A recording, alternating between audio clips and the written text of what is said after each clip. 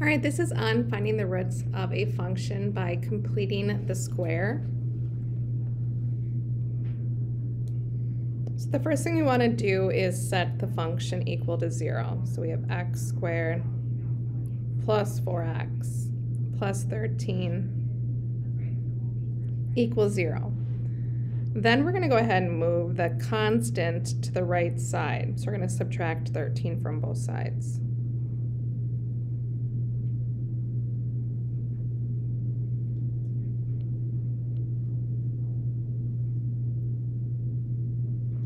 Then we're going to take half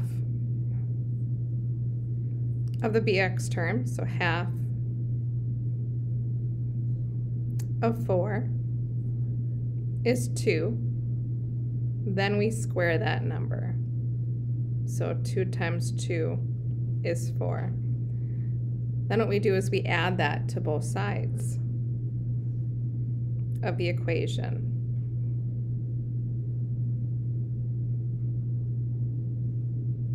So that 4 is added to the left side of the equation and the right side of the equation. Now we have our perfect square trinomial. So in factored form, it's x plus 2 all squared. The right side simplifies. Negative 13 plus 4 is negative 9. Now we went ahead and solve this equation. So we want to take the square root of both sides.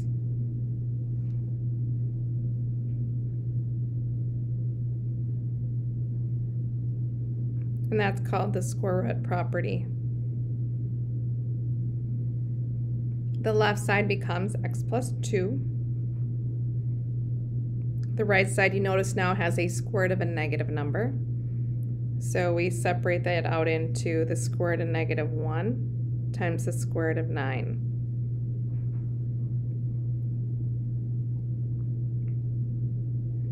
Then that square root of negative 1 is I. The square root of 9 is 3. So we have x plus 2 equals plus or minus 3i. To finish it, we just go ahead and subtract 2 from both sides. So we get negative 2 plus or minus 3i.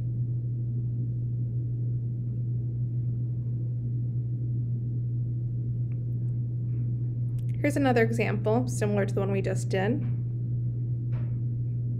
We start off by setting the function equal to 0.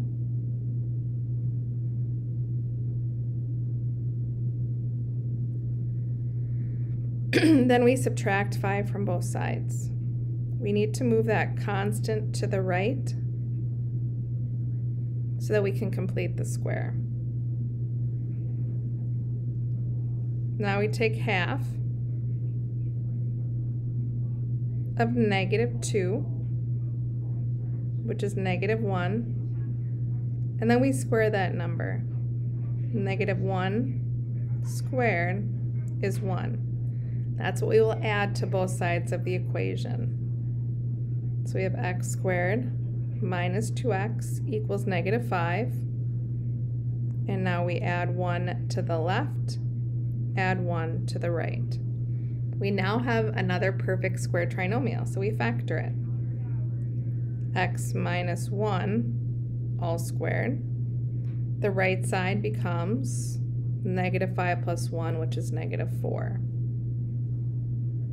Now we want to solve this quadratic equation, so we're going to undo that squared using our square root property.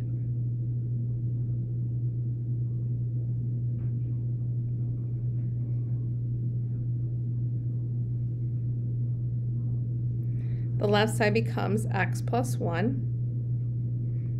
The right side now has a square root of a negative number, so we separate that out into 2 radicals, the square root of negative 1 and the square root of 4.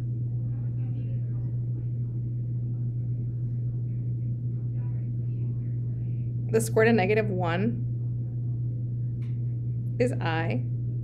The square root of 4 is 2. So in other words, it becomes plus or minus 2i. And then lastly, we go ahead and subtract or add 1 to both sides.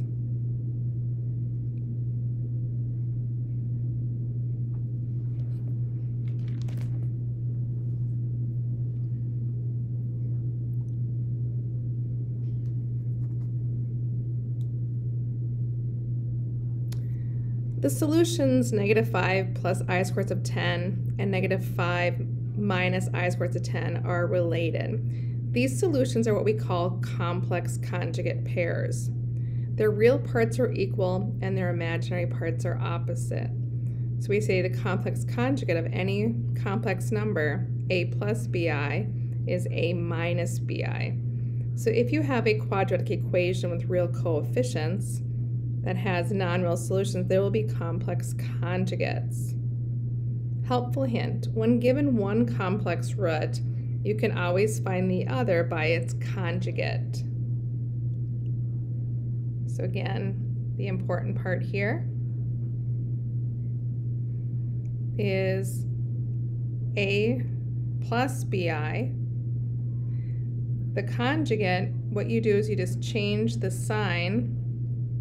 So you're going to get a minus bi. All right, so here's some examples. It's asking us to find the complex conjugate. So we have example A, 9 minus I. So the conjugate, you change the sign of the imaginary piece. So it'll be 9 plus I. The second example, I'm going to change the order. So the square root of 3 is first, and then plus I. So that's the same. And now we're going to go ahead and find its conjugate. So the conjugate would then be 3, square root of 3 minus I. Example C only has one piece. So think of that as 0 minus 8i, where the 0 really is gone. That's the real part. So to do the conjugate, we just change the imaginary piece sign to get positive 8i.